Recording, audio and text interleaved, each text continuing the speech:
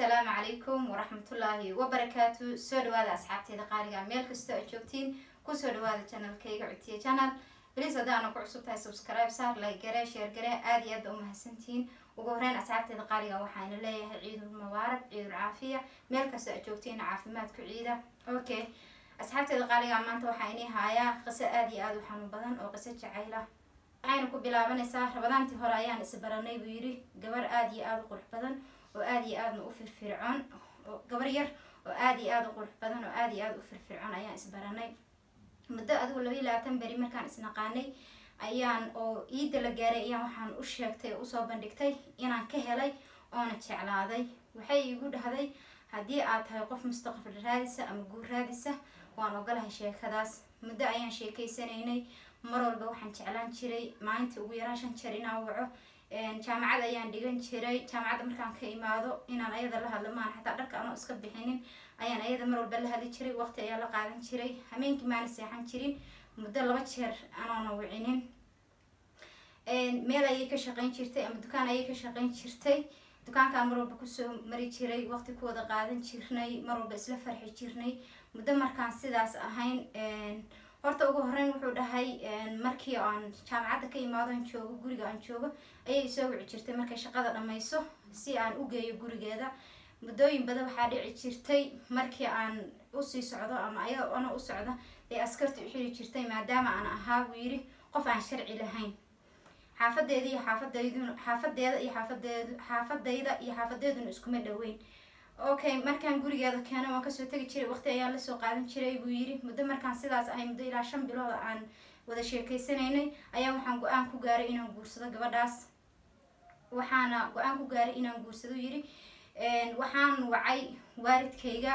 ugu horeyntaan waalidkayga wicinin ayaa waxaan usoo bandhigay inaan guursanayo, aan rabo inaan guursado. waxay igu dhahday wiil ardayaa tahay, maxaad haysataa igu guursanaysaa? waxaan ku dhahay waqti isii. muddo ayaan ka maqnaa ilaa 3 bari ah. waalidkaygii ayaan wacay, waxaan u sheegay gabadhaas inaan rabo inaan guursado, aanan jecelahay kana maarmin. waxaan u sheegay inay guurkeeda iga taageeraan. waalidkii way soo dhaweeyeen, waxay igu dhaheen guurso, duco ayaan kuugu daraynaa. lacag ayay ii soo direen adigu ilaa 70,000 oo dollar ah. gabadhii ayaan u imaaday, waxaan u sheegay lacagtaan haayo iyo sida u maareyn lahayn. waxay igu dhahday ama igu jawaabtay habeenkii markaan arrinkayga cabaar kala hadlaayay, waxay igu dhahday anigu waa daalanahay, gurigayga ayaan aadayaa. waxaan ku yidhi miyaadan ifahminin baby ama macaan, guurka lacagta ma nagu filan tahay oo xafladii waxaas ma ku dhigan karnaa? waxay igu dhahday waan daalanahay, waxaan rabaa inaan guriga aado. bas waa soo kaxeeyey. gurigi markaan keenay ayay gurigeedii ayaan keenay, waa soo macsalaameeyey, waan kasoo tegay anigoo ka dareemaya inay micnaha qof oo tahay ama isbedel ka dareemaya wejigeedii, farxaddii hore aysan iiga muuqanin. waan soo tagay, guriga ayaa imaaday, waxaan wacay buu yiri gabar ay saaxiibo ahaayeen oo markii horena aniga iyo ayada iskaaga bartay.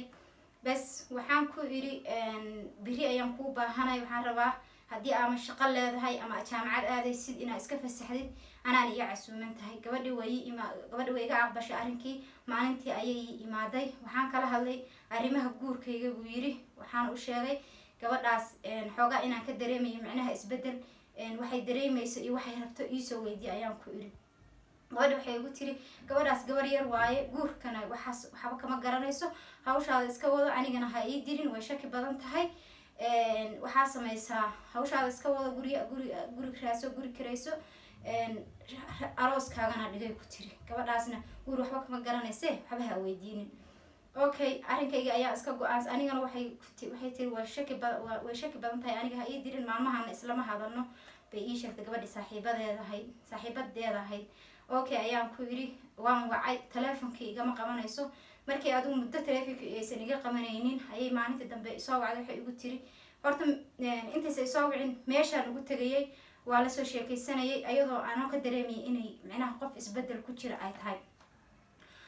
okay, waxay igu tiri meeshaad iigu imaanaysa jooji, mar dambena iima imaan kartid, meesha shaqadan ha igu imaanin, bataatanba mar dambe ha ii imaanin. okay, sida waxaan ku yiri haye waayahay qaaliyay, waxa adigu aad jeceshahay ayaan sameynaya anigu mar walba.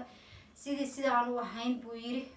maalin baan soo wacay waxaan ku yiri arrimaha guurkeena ma igala hadlaysi miyaa waxaan rabaa inaan kulanee hagee ku kulanaa bas gabadha waxay igu tiri waayaha waa kulmaynaa waqti ayay isiisay meeshii aan ka rabay inaan micnaha ama ii jawaabto ama guurka iyo arrimahaas ay wax igala hadasho ayay waxay igu tiri waxaa samaysaa taleefankaaga igu wareeji taleefankaaga igu soo wareeji iyo baasweerkiisana ii sheeg waxaa kaloo ay tustaabay tiri bangiga lacagta ku taala sidii baa sameeyey waxaan u dhiibay taleefankayga muddo markay taleefankii la maqlay ayaa maalmaha kamid meesha ugu imaaday waxaan ku yidhi taleefankaygii waa rabaa sidoo kale waxaan rabaa inaad ama jawaabo iga siisid ama aad micnaha wixii aa ula maqneed ii sheegtid sawir ayay kasoo bixisay taleefankii waxay igu tiri sawirkan muxuu yahay sawirkuna wuxuu ahaa buu yiri gabar aan ilma adeernahay iyo anigoo sawir iskula jirna waxaan ku yiri gabadhan waa ina adeertay maxaa dhacay su-aalahaas ii weydiinaysaa waxaan kaa sugayay guurkeena iyo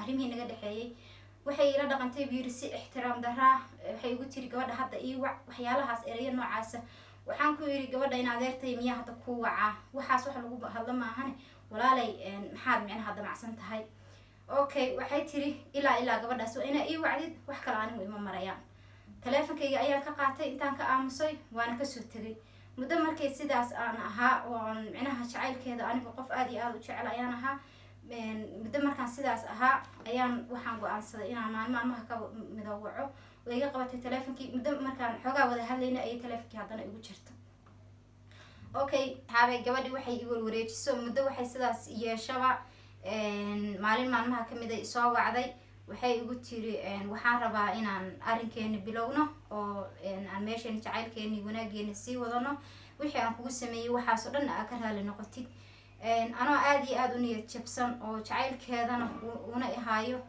baan waxaan ku idhi haye laakiin waxay igu xujaysay inaan lacag $10,000 siiyo oo dayn lagu leeyahayna ay isaga bixinayso sidaas lamidana aan guurkeenana waxay igu tiri guurkeenana waxaan rabaa muddo 5 bilood inaad dib u dhigtid anoo aad iyo aad ugu xun oo khiyaanada iyo waxaas gabadha isbedelka jirana dareemaya baan ku iri buu yiri haye baan ku iri muddo markaas sidii ula sheekaysanaynay 5 bilood aan ballanayna ay 2 bilood ka dhiman tahay ayay waxay samaysay taleefankeedii wuu dansan yahay Facebook meel walba way ka maqan tahay sidoo kale waxaan arkay inay ibaloogtay marka muddo sidaas ahaa ayaan gurigii aan mar walba geyn jiray oo gurigooda ahaa ayaan maalmaha kamid waxaan go-aansay inaan gurigooda aado gurigii ayaan tagay ilmo yar baa albaabka iga furay waan weydiiyey aawo heblaayaan ku iri wuxuu ii sheegay inay ilmo ay dhashay loo soo wacay oo miyi jooga ayna aaday waxaan ku iri maxaa ilmaha ka hadlaysay maxaa waaye markaasuu wuxuu yiri ilmaheedii waaye waxaan weydiiyey qof weyn guriga ma jooga haa wuu yiri hooyaday ayaa joogta waxaan ku yiri iigu wac wuu ii wacay maamadii ayaan la hadlay waxaan ku iri maama seetiin fiicantiin xaaladiina ka warraba waa fiican ayay tiri aawo heblaayaan ku iri gabadhi gurigan joog jirta aan ugu imaan jiray meeday waxay ii sheegtay inay miyi jirto ilmo ay dhashay oo xanuunsana loo soo wacay waxaan weydiiyey ma ilmo ayay dhashay haabay tiri ilmo ayay dhashay 3 ilmooda waan yaabay waan naxay waan argagaxay aad iyo aad u murugooday waxaan ku yidhi taleefankeedu uu dasaya meelaan kala xiriirana ma garanaye meelaan kala xiriiray ii sheeg lambar ayay isiisay buu yidhi lambarkii baan ka wacay way iga qabatay cabaar markaan wada hadlayna ayaan su-aalo ah weydiiyey maxaa kugu dhacay oo isbedelka kugu yimid muxuu yahay maxaadse ii khiyaamaysaa taleefankii ayay igu jirtay buu yidhi wayna demisay taleefankii okay waan soo tagay buu yiri muddo markaan joogay ayaa waxay soo wacday shirkadda la yiraahdo Safaricom wadanka Kenya waaye marka waxay ii sheegeen maxaa lambarka ka rabtaa maxaa u wacanaysaa su'aalo ii weydiiyeen lambarkaas mar dambe hadaa wacdid maxaa qofkaas uga baahan tahay talaabo sharci la ayaan ka qaadanaynaa wadanku sharci buu leeyahay ku dhaqan qofkaasna mar dambe ma wici kartid okay haye baan ku iri sidaasaan ku joogay buu yiri ilaa haddana adigu hadda gabadhaas jacaylkeeda uu iga baxay laakiin waxaan go-aansaday inaan dumar dambe aamininin sababtoo ah qofkaan jeclaaday oo muddo aan jeclaa oo mar walba aan wax walba ayadoo ay jecesha u sameynaya ayaa saa ii khiyaantay marka hore imaysa sheegin inaan micnaha gabar ama ilmale ama garooba ay tahay ama laqababa waxa ay ii sheegtay malahan isla marhaantaasna lagama dareemeynin inay micnaha qof ama ilmo soo dhashay ama mustaqbal soo maray ay tahay. sidaasay gabadhaas ii khiyaantay buu yiri. dhaawacaadii aad u xanuun badan ayaa iga soo gaaray. magacyo ayaa la ii bixiyay hamba jacayl iyo wixii lamid ah. reerkayagii saasay tahay wax aan kala wadaagay ma leh buu yiri. marka hadda wuxuu yiri gabadhaas jacaylkeeda uu iga baxay, laakiin qof dumar oo dambena ma aamininin. ilaa hadda laga bilaa hadda soo socotana dumar dambe aaminaya ma jirto. sidaasay qisadeedu kusoo dhacday buu yiri. asxaabteeda qaaliga aad iyo aad baa u mahadsantiin idinkuna videogan daawashayso idinka mahad celinayaa. waxaan qisooyin iyo barnaamijyo aad u qurux badan baa soo wadnaa. waana mahadsantii asxaabteeda qaaliga.